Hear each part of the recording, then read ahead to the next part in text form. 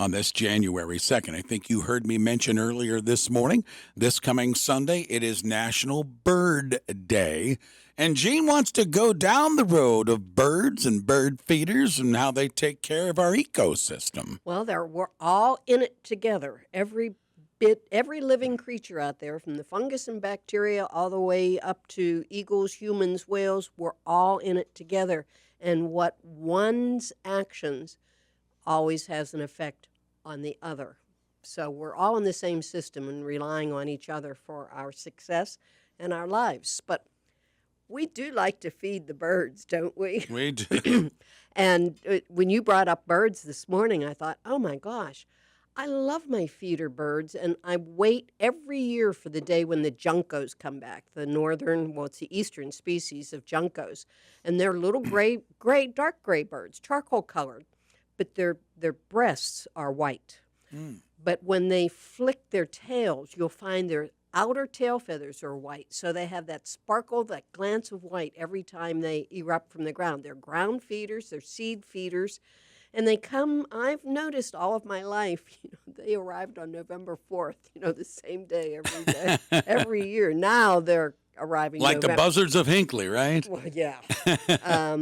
They're nesting around here now where they never did before, being a northern bird, and it's getting warmer here, so they don't have to travel as far. So sometimes they're sticking around in the summer, but they arrived this year, November 2nd, because I'm watching for them. So I saw my first one on the 2nd. Now, those are seed eaters. We also have insect eaters, but they come up short every winter. You'll still see some of our forest birds, and that will be the titmouses, and I can't call them mice because they're not mice, they're birds. So the titmouses and the chickadees will travel together. Also the nuthatches. Nuthatches have long, skinny beaks, and they're birds that will climb up trees, not fly from branch to branch, but just crawl up the trunk. And they eat sunflower seeds, as do the titmouses, as do the chickadees. So if you're going to put some variety in, make sure that you have sunflower seeds for them. They're also good insect eaters, but they're always searching for insects and spiders in your windowsill cracks, in the cracks in bark. So you'll see a lot of activity from them, but mine also travel with the bluebirds, and I don't know if the bluebirds winter over here.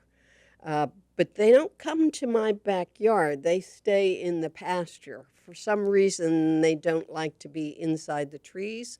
Well, I don't know what the nature of my bluebirds are. I've never gotten a good answer from them. Well, speaking of birds, one of our listeners, Sean, just sent in a text question for you. And Sean says, Jeanne, I heard you talking about birds. My neighbors all around me get hummingbirds. I can't seem to get them, even though I put hummingbird feeders out on my back deck.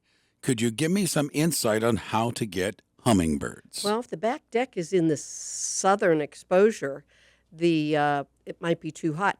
Oh, okay. So they're not going to visit feeders that are overly hot because bacteria forms quickly, and they know that. So that's one reason. Another reason is habit. Perhaps, those neighbors have been drawing in hummingbirds forever and ever, and they might also have flowers for them, deep-throated flowers for them. Think of there's two different kinds of fuchsias. I don't know if one would know. The narrow tube fuchsia is very popular with them. A lot of petunias. They like petunias and geraniums. They go in after the nectar. And yes, they can eat pollen, but they're insect feeders as well. Every bird that lays eggs and raises fledglings feed their children, their offspring, insects. That's the protein that's absolutely necessary. So it's not all seeds, not at all. So that's why big trees are so important. Big trees equal caterpillars. So when you have just a lawn, next door just a lawn, a whole street full of lawns, you're not going to have a good bird population. What you will have is our foreign birds, which are the very raspberry, orangey red house finches, Uh-huh. and our old-fashioned Sputzy. Now, Sputzy is part of their Latin name, if you can believe that. Sputz with an umlaut. So my German family, I grew up calling them Sputsies, and that's what they are.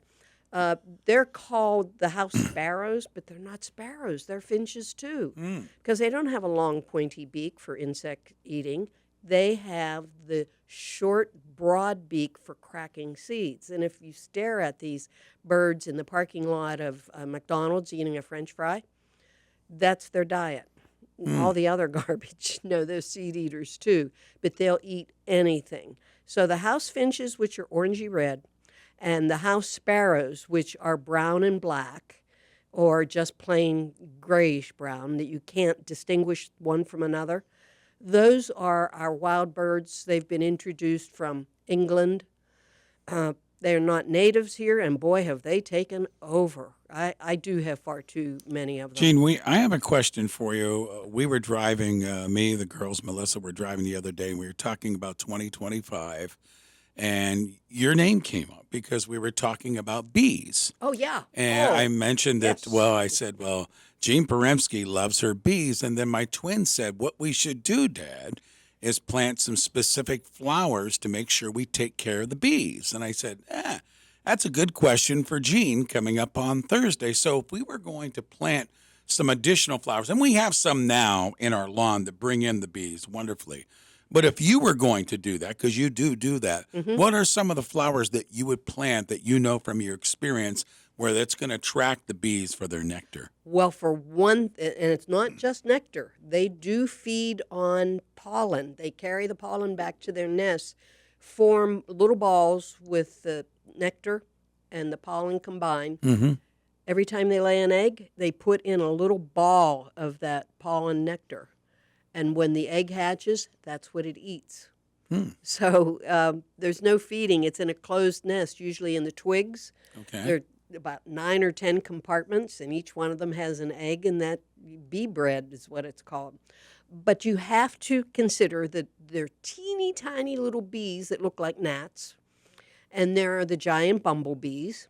And in that range, they have short tongues, medium-length tongues, and long tongues. So you have to have a variety of flowers. Even the tiny alyssum that are just a couple of inches off the ground and solid little tiny flowers.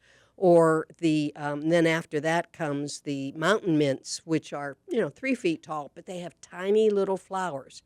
Those are for the tiny little bees. And I have a fennel patch, bronze fennel, right outside my garage door, where I get to see clouds of small bees on those very small flowers. They belong to the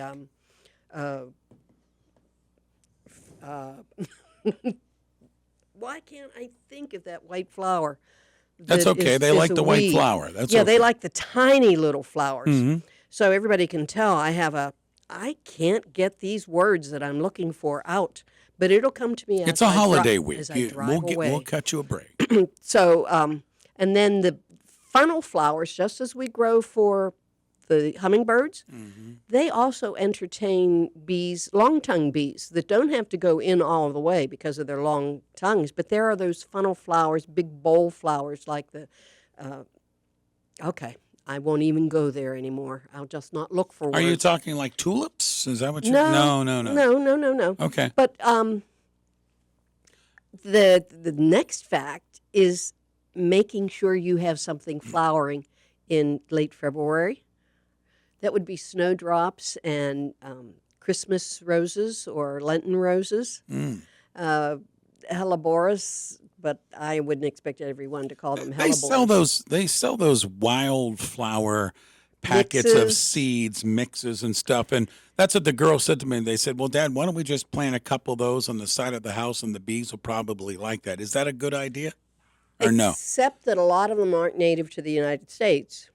And they are just annuals, and that's good too. If the girls want to plant something, it should be annuals, and the bee mixes would be excellent.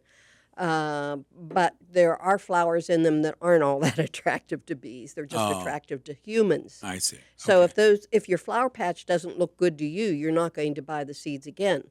So it has to be attractive. Okay. So, yes, go ahead and do that, but also go to somewhere like Prairie Moon or Prairie Nursery where they sell seed packets, email, and see if you can find a range of seeds, a combination of seeds. So they'll be native to the United States at least, or regionally. All right, there you go. A visit from our master gardener, Jeanne Poremski, in our studio as we kick off 2025. Jeanne, we'll do it again next week. Thank you for coming in. I'll be here. Appreciate it. Master gardener Jeanne Poremski has been with us on the morning show at this time for over 20 years. 4 minutes in front of 8, WAKI.